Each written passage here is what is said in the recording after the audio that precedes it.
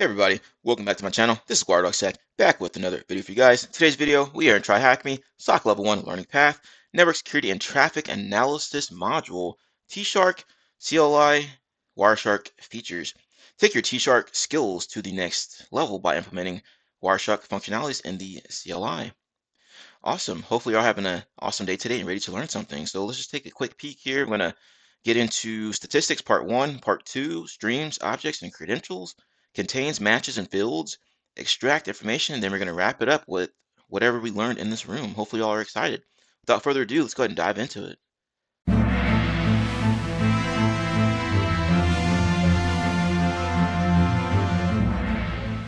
Task 1, Introduction. In our first room, TShark the Basics, we covered the fundamentals of TShark by focusing on how it operates and how to use it to investigate traffic captures.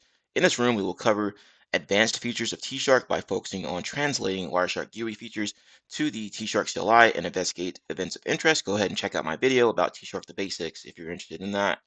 Start the machine. I've already done it. Just click that green Start Machine button. The tasks for this files are located in this directory here, which I'm already in. So make sure you navigate to the correct directory here.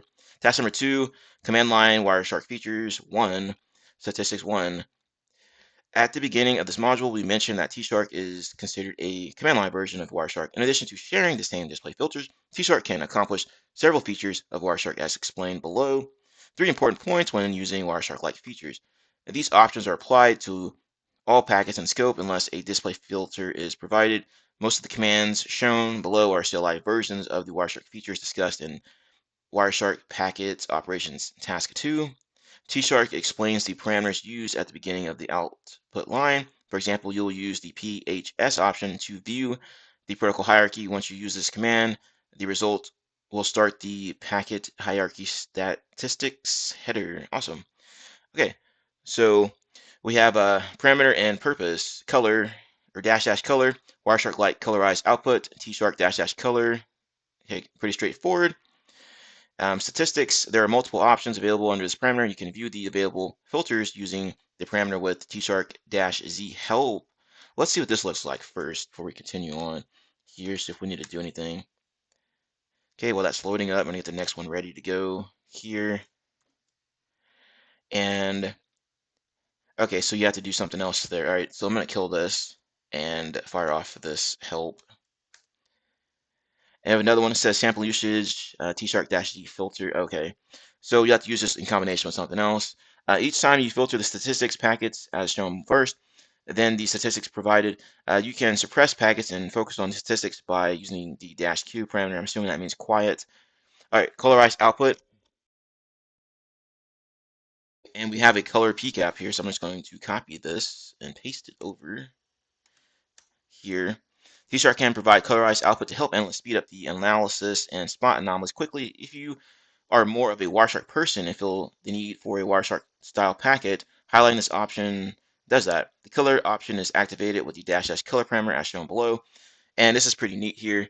This does look like something from Wireshark. If you ever played around with it, or you just check out my videos on it, and you'll see that um, that it looks like similar output, right? Okay, so statistics, protocol hierarchy. Protocol hierarchy helps analysts to see the protocols used, frames, numbers, and size of packets in a tree view based on the packet numbers. As it provides a summary of the capture, it can help analysts decide the focus point for each or for an event of interest. Use the -QIO PHS and then the -Q parameters to view the protocol hierarchy. So I'm just going to copy and paste this over, and we should have output like this. So let's go ahead and clear all this out here. So we're already learning some useful things with this TShark stuff. All right, so we have similar output here. We can see everything we're talking about, frames, bytes, etc., etc. Okay, pretty nifty there.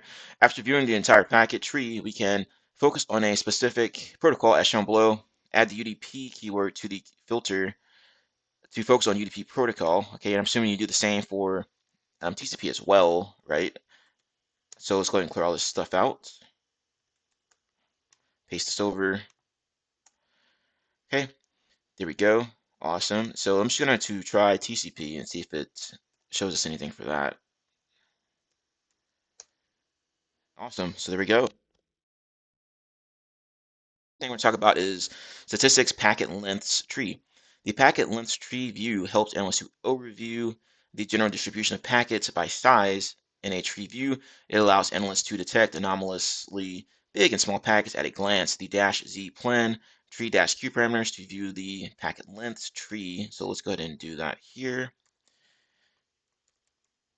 Okay, pretty cool stuff right there. Statistics endpoints. The endpoint statistics view helps analysts to overview the unique endpoints. It also shows the number of packets associated with each endpoint. If you're familiar with the Wireshark, you should know that endpoints can be viewed in multiple formats. Similar to Wireshark, TShark supports multiple source filtering options for an endpoint identification. Use the dash Z endpoints IP-Q parameters to view IP endpoints. Note that you can choose other available protocols as well. Filters for the most common viewing options are explained below. So yeah, similar to what we saw on Wireshark, right? So you have ETH, IP, IPv6, TCP, UDP, and WLAN for different protocols you can take a look at here. Pretty cool stuff here, and have an example that I'm going to run. So let's go ahead and copy and paste this out.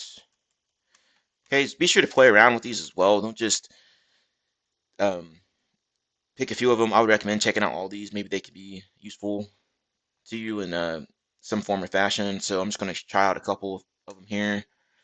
Okay, and here's another one here that we're going to try out here. Let's just do WLAN if there's anything in there. Okay, no packets there. And okay, let's try one more. Let's just do TCP here. There we go. All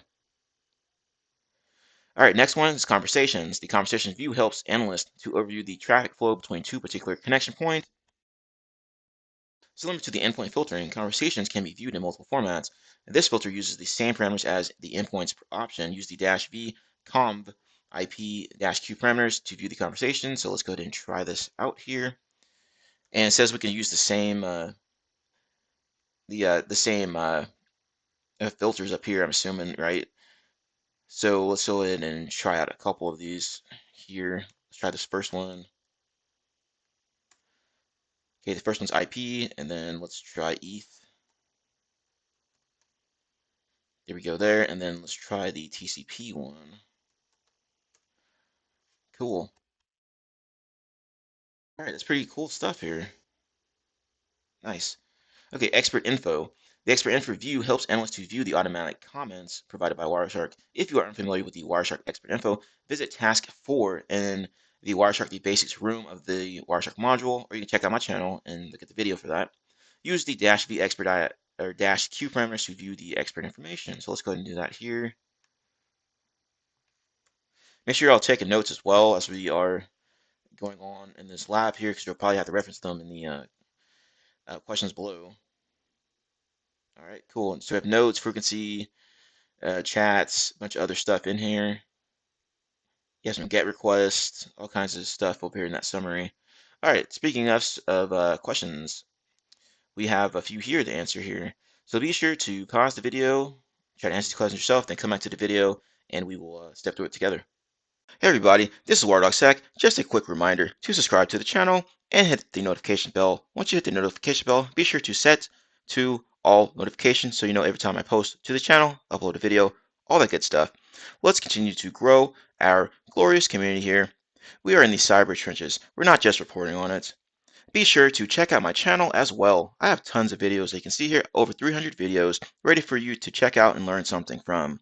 Be sure to review my posts. I'm frequently posting new things to my channel here, including jobs and everything related to that.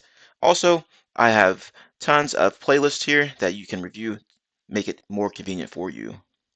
Anyway, happy defending, happy hacking, enjoy the video. Welcome back. Let's go through these questions together. Use the right demo PCAP to answer the questions.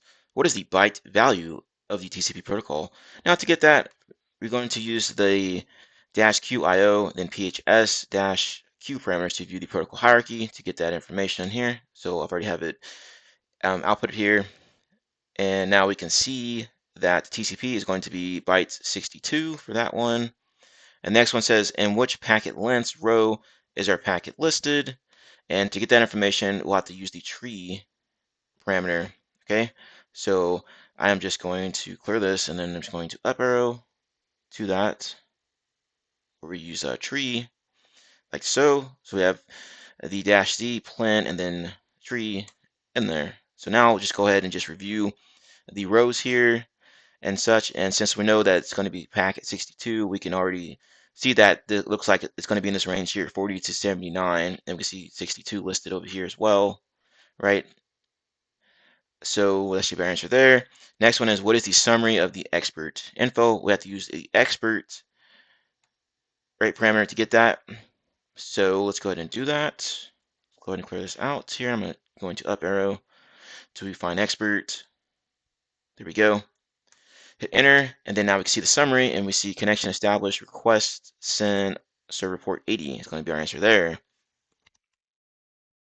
Next one, we need to use the demo.pcapng file to answer this question. Okay, list the communications. What is the IP address that exists in all IPv4 conversion or conversations? Enter your answer in defanged format. Now, to get the defanged format, remember you can use CyberChef. Okay, so first off, let's clear this out, and then let's go ahead and find that information here. Right, so we can use the conv, right, to get those conversations in IP to get that information there. So let's go ahead and do that. I'm going to up arrow until I find it. Okay, I put IPv4. I don't think it matters, but you should still get the same results here. And the one that's referenced in all these is going to be this .237 here. As you can see, it's referenced in all of these. Okay, so what you're going to do is just copy this here, and you're going to plug it into a tool like CyberChef or whatever tool you want to use, and then you're going to use this defang your IP address, right? And then once it's in there as a recipe, it'll generate this output, and just copy that and then plug it in as our answer. All right, so we're done with that task. Task number 3, we're going to talk about statistics, part 2. To specific filters for particular protocols. There are plenty of filters designed for multiple protocols. The common filtering options for specific protocols are explained below. Note that most of the commands shown below are CLI versions of Wireshark features discussed in Wireshark Packet Operation Task 3. So go ahead and check this out, or you can look at my video to reference statistics IPv4 and IPv6. It says having the protocol statistic helps analysts to overview packet distribution according to the protocol type. You can filter the available protocol types and view the details using the -z, p-type, tree, and -q parameters. Okay, so let's just go ahead and grab that and try it out here. We should get the same output as shown in the screenshot there. So let's see if we do. And there we go. All right. Having the summary of the host in a single view is useful as well, especially when you are working with large captures. Viewing all hosts with a single command can help you detect an anomalous host at a glance. You can filter all IP addresses using the parameters below. So IPv4, you can do it this way with IP and then underscore host, then tree, and then for IPv6, you just put IPv6 and then host, tree, etc. So they're looking at the IPv4 here. So let's go ahead and grab that, plug it in. Okay. Oops. If I paste it, it would be helpful. Okay, let's try this again.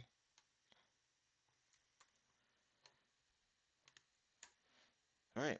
So looks good. Let's just do IPv6, see if there's anything there. Okay, looks good. All right. This is invalid argument. What did I do wrong here? Let's try this again. I'm just going to, okay, up arrow here and see my syntax. I forgot the V in there. That's what happened. So put that V in there. All right, and there's nothing for IPv6, okay? Next one says for complex cases and in-depth analysis, you need to correlate the finding by focusing on the source and destination IP addresses. You can filter all source and destination IP addresses using the following parameters. So IP, and then source DST tree, and then IPv6, source DST. Okay, so let's go ahead and try this one for IPv4, since you know 6 is not in there apparently, from what I can tell at least.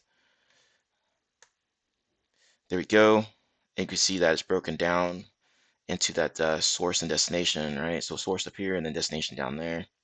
Pretty cool. In some cases, you will need to focus on the outgoing traffic to spot the used services and ports. You can filter all outgoing traffic by using the following parameters: dest and then IP6 dest. Okay, so let's just go ahead and try this first one there.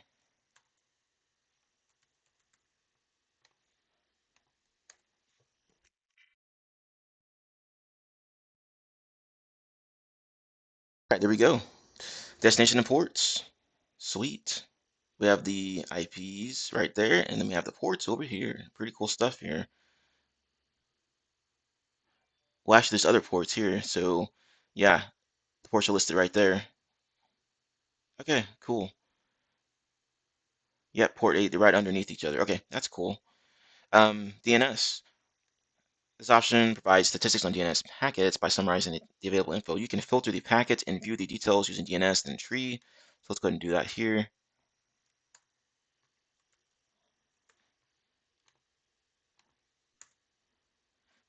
Cool.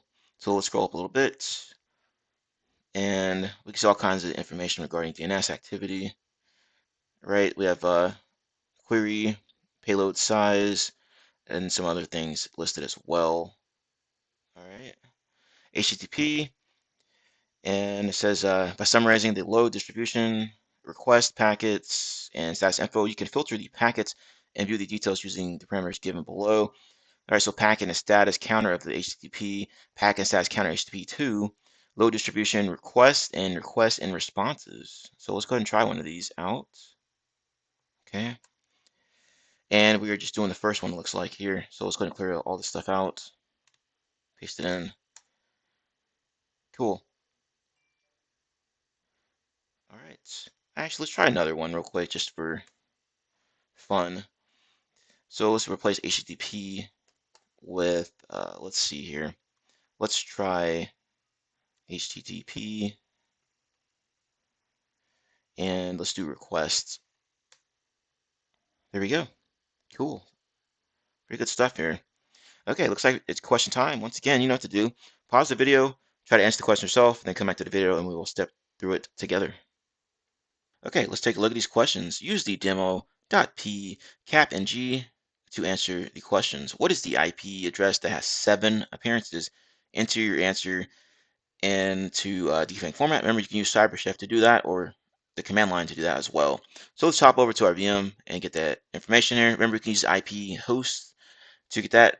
So if we take a look at our notes here, we can see that this reference up here. It says that having the summary of the host in a single view is useful as well, especially when you are looking or working with large captures. Viewing all hosts with a single command can help you to detect an anomalous host at a glance. You can filter all IP addresses using the parameters given below. So I'm going to use this top one there. Okay, hit enter. All right, just double check my notes real quick. All right, and then when you get the one that has 7, so if we look at count here, go down to 7, we'll see that this .99 IP is what we reference. So remember, you need to put that into Cyberchef or some other tool to defang it and then plug it in. So what is the destination address percentage of the previous IP address? So we're going to be looking up this one here and looking for the destination address percentage. And to do that, we can use this IP source DST to get that one. And there's, I believe there may be another one we can use as well, but this is the one I used here. Does that we can do this does correlation to find the focusing on the source and destination IP addresses. You can filter all source and destination IP addresses using the parameters below. Okay, so let's just go ahead and do that. I'm going to up arrow here. Okay. All right, so this will get you the source and destination, but we only need the destination, right? All right, so and the IP was this .99, and if we scroll over here to the percentage part, we can see that it's going to be the 6.98% for our answer there. Next one says, which IP address constitutes 2.33% of the destination addresses? Enter your answer in defang format. So once again, we just reference this again since we're already using source and destination, right? So we'll take a look at the destination part here. And then the 2.33% appears to be this one here, this .203 IP address. So put that in defang format, plug it in as our answer. Last one here says, what is the average queue name length? So this is referencing DNS. And then if we take a look at our notes here, it says that this option provides statistics on DNS packets. By summarizing the available info, you can filter the packets and view the details using the -d DNS tree parameters. All right, so let's clear this out, and then I'm going to up arrow to that. Okay, there it is. Hit enter. And then we need to look for QLin, which is right here. And then we need the second option, or this option up here in this column, right, which is average. And if you want to get real fancy with it, you can probably grep this, right? So look for Q. So we're going to put grep, and then QLin, I believe that's what it was. Oh, QName len. Okay, QName, and then len, I believe, in lowercase, right? Capital L. Make sure we get this in here correctly. So there we go. Awesome. So let's go ahead and clear this out to get ready for the next one.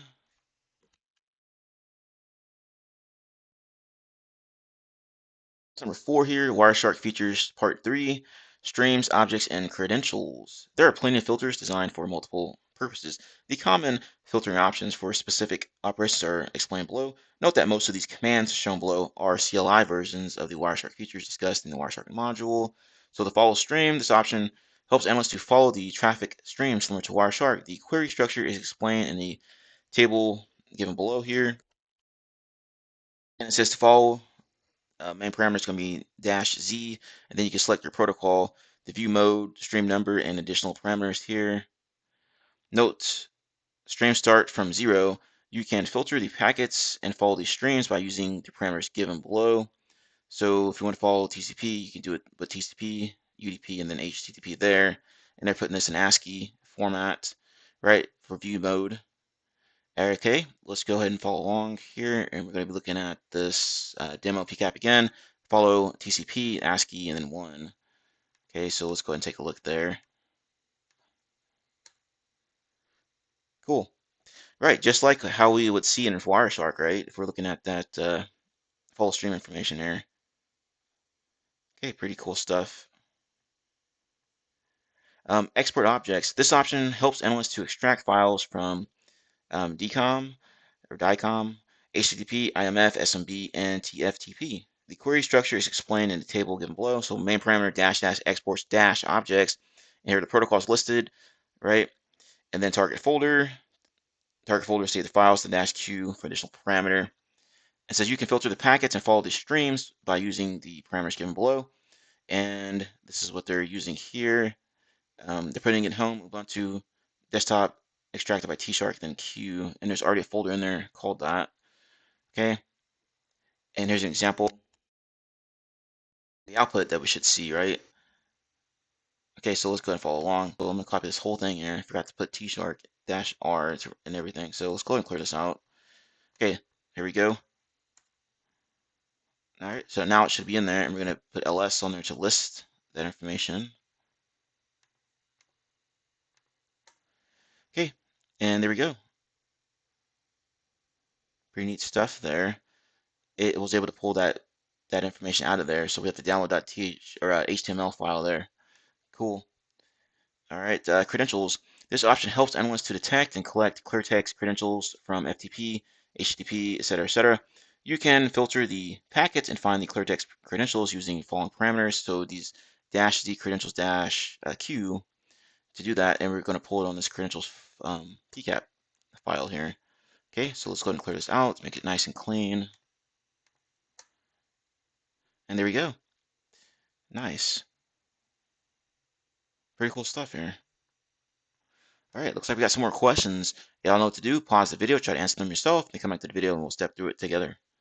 Let's take a look at these questions. Use the demo.pcapng file to answer the questions. Follow the UDP stream 0. What is the node 0 value? Enter your answer in defang format. Once again, you can use CyberChef to defang information such as IP addresses or URLs. Okay, so let's go ahead and take a look here. And remember, if we just look at our notes here, we can filter packets and follow the streams by using the following parameters. So the -z to follow, or -z follow, and then UDP, and then ASCII, and then 0, or whichever one you want to pick there, right? And the one we want to pick is going to be 0. So hit Q, and then we can see that it's referencing node 0 up here, and then we can see that information. So there's .237, and then the colon, then the port is going to be 3009. So remember, put that in CyberChef to defang it, or use the command line to defang it. Next one, we're going to look at HTTP stream 1, and then we're going to look at this refer value and defang it with TyberChef or another tool. Okay, so let's go ahead and do that here. So it's basically pretty much the same command, so we're going to change little things around. Instead of UDP, we're going to use HTTP and then change the 0 to 1. Okay, so I'm just going to up arrow here. And also, since we know that we're looking for the refer, you can just grep it. Okay, so we have follow HTTP ASCII and then 1, and you just grep it. Otherwise, you're going to get a ton of information. See how easy this is and how clean this is? Now, if we take that grep out of there, you can see that pulls up a lot of stuff that you have to sift through and then try to find that. Okay, so it's a lot cleaner when we use grep. And you can also just scroll up here. Okay, it's going to be at the top here. All right, so there's that one. And then let's check this next one here. Use the credentials.pcap to answer the questions. What is the total number of detected credentials? Remember, it does use certain protocols to get credentials. So FTP, HTTP, IMAP, POP, and SMTP. So you can filter the packets and find the clear text credentials using the parameters below. So -Z credentials, then -Q. So let's go ahead and do that here. I'm going to up arrow to get to it. There we go. And also, we will need to get the total number of detected credentials. So in the other video, we learned that we can pipe things to NL for new line, and it should give us that number. Okay, and you should get 75 in here because there's some that aren't in any of these numbers. So 79, you have to subtract that out of there. And then also up here, 3, 2, and 1, subtract those out of there, and you should get 75 as that the total number. Okay, and next one is task number 5, advanced filtering options, contains matches in fields. Accomplishing in-depth pack analysis sometimes ends up with a special filtering requirement that cannot be covered with default filters. TShark supports Wireshark's contains and matches operators, which are the key to the advanced filtering options. You can visit the Wireshark packet operations room task 6 if you're unfamiliar with these filters, or you can check out my video. A quick recap to the Wireshark packet operations room. It goes over what it is, contains, search a value inside packets, case sensitive, similar to Wireshark's find option, matches, search a pattern inside packets, supports regex, case insensitive, complex queries have a margin of error. Note the contains and matches operators cannot be used with fields consisting of integer values. Tip, using hex and regex values instead of ASCII always has a better chance of a match. Extract fields. This option helps analysts to extract specific parts of data from the packets. In this way, analysts have the opportunity to collect and correlate various fields from the packets. It also helps analysts manage the query output on the terminal. The query structure is explained in the table given below. So we have main-t fields target field-e, then field name, then show field name-e header equals y. Note you need to use the -e parameter for each field you want to display. So remember that. You can filter any field by using the field names as shown below. So -t fields, -e, etc., etc. Okay, here's an example that we're going to grab out of here. All right. So let's plug it in and see what it looks like inside of TShark here. Awesome. Shift IP and then destination. Pretty clean there. Contains. Okay, we already know what this one pretty much consists of. Search for value inside packets. Case sensitive, similar to the find option in Wireshark. Example, find all Apache servers. List all HTTP packets where the server field contains Apache word. HTTP.server contains Apache. Okay, and it's going to look something like this. So let's see if there's anything inside of here. We do have something. Okay, cool. The next one's going to be over matches. We read about that earlier. Search a pattern of regular expression or regex. Find all PHP and .html pages. For the example workflow, list all HTTP packets where the request method field matches the keywords get or post. Okay, and there's usage here. All right, so let's go ahead and copy and paste this inside of our terminal here. Clear this out. So there we go for that information. So you have get. Okay, pretty nifty, and this is pretty useful. Once again, question time. Pause the video, try to answer these yourself, then come back to the video and we will step through it together. Use the demo.pcapng to answer the questions. What is the HTTP packet number that contains the keyword cafe? So if we go and check our notes here, remember we can use the contains, the search for value side packets, case sensitive, similar to Wireshark's find option. All right, so to do that, we're looking for the cafe here. So we have the -y http.server contains cafe in all caps. And you can see that number 27 will be our answer for that one. Next one, filter the packets with get and post requests and extract the packet frame time. What is the first time value found? So for this one, you got to use matches. So you have to use additional parameter, which is that -e, right, for these fields, and then you put that the field in there that we're looking for. So you can use this hint here, and you can see that you want to extract this field using -e frame time. So if we go and take a look there, we can see how that looks.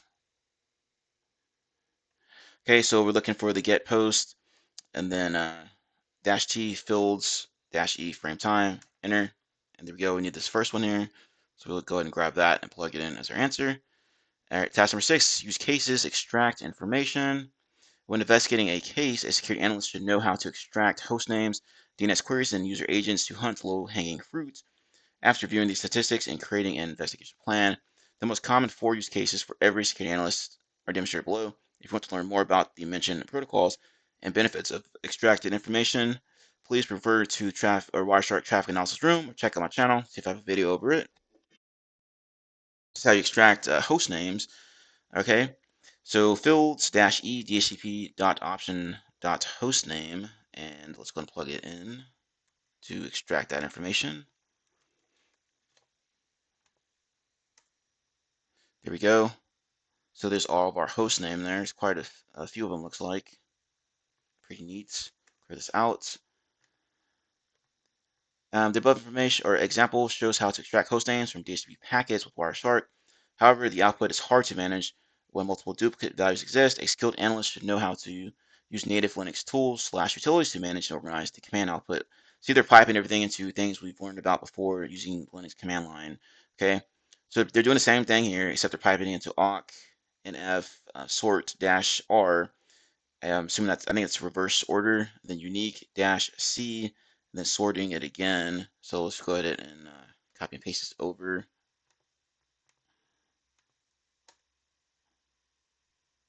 There we go. So now this is a lot cleaner than what we saw earlier.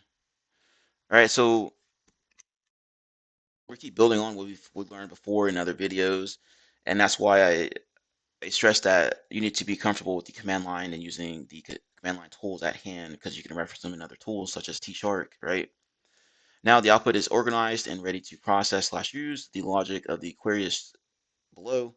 Okay, once again, it's our main query, extract the DHCP value, remove empty lines, NF, okay, sort recursively, okay, sort recursively by handling the values, and then unique values, but calculate how many, but calculate and show the number of occurrences, and then final sort process showing output results from higher occurrences to less. Very cool. I like how they break it down like that. Extract DNS queries. Okay, so they're going to be using this field here called dns.query.name, and they're using the same tools here, it looks like. So let's go ahead and follow along here. So once again, they are piping this into other tools that we should know about by now, or you should at least get familiar with the Linux command line and utilize these tools to make your stuff nice and neat, in case you have to use this in the real world or in another lab environment or CTF, what have you. So this is nice and clean there.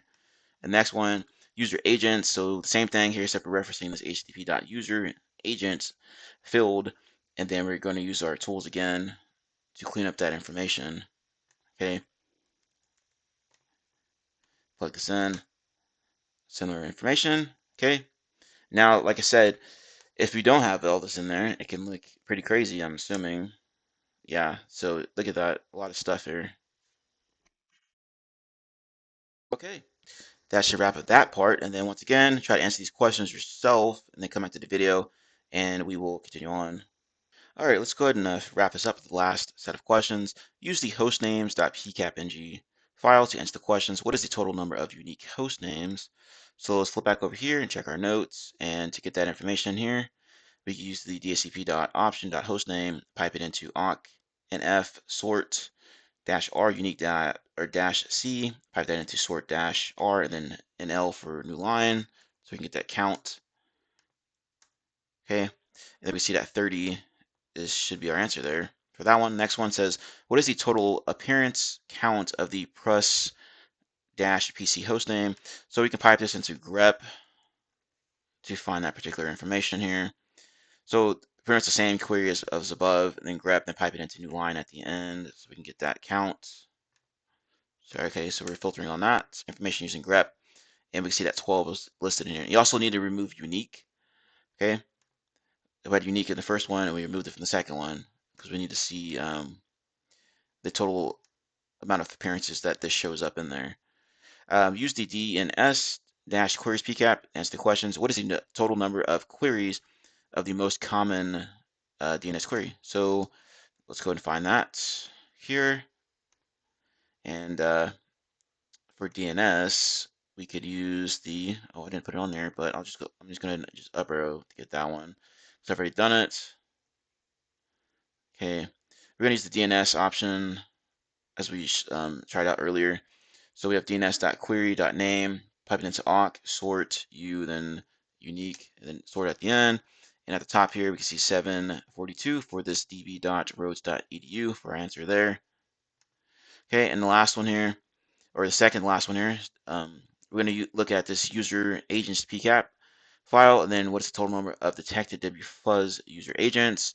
So if we take a look at our notes here, we're referencing this http.useragent and then piping it into awk, sort, and then grepping it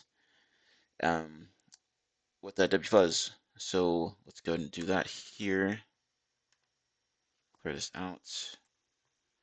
Paste. We have the new line there at the end, so we can get that count of it, and it's going to be 12 for our answer there. I wonder if we can, if it makes a difference if we take, I have two sorts in there, so I wonder if that's just a duplicate I accidentally put in there. Not, I can't remember. Let's take this out. Yeah, so it doesn't even matter. Took that extra sort out of there, and we still get the same results. Okay. It says, what is the HTTP host name of the Nmap scans? Enter your answer in the defang format. So let's go ahead and do that here. And once again, or we're going to use this -e and take a look at http.host, and then awk nf sort -r unique c, and then sort it again, and then we're going to grep on nmap to pull that information here. Now you don't need to grep on nmap, but if you want to look at everything in this, you can just take that out and scroll through here, and you can see nmap referenced side of here, and you can see the answer is in there. But if you don't want to look at all that extra stuff in there, you can just grep it into, or pipe it into grep, and then nmap, like so, and you'll get an answer here. This .129 IP is what we're looking for here. Now, I know it says host name there. It's a bit confusing, but anyway, so plug that into CyberChef, defang it, and then plug it in as our answer there. So now let's wrap this up. Congratulations, just finished the TShark CLI Wireshark features room. In this room, we covered how to implement Wireshark's GUI features into the TShark CLI, advanced filtering options, and use case examples. We now invite you to complete the TShark challenge rooms. So we have the first challenge is teamwork, and the second one is directory. And I'm sure we'll be covering those in this particular pathway. So if you take a look here, and yes, that'll be the next one's coming up here. Challenge 1 and then challenge 2. Awesome.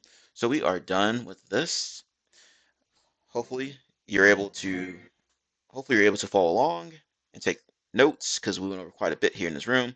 As usual, thank you for your continued support. If you're enjoying the content on this channel, be sure to hit that like button, comment below, and also subscribe to the channel with the notification bell so you know every time I upload a new video to the channel. As always, thanks for watching. Have a nice day, and I will see you in the next one. Also, don't forget, if you want extra practice, take a look at this malware traffic analysis website here.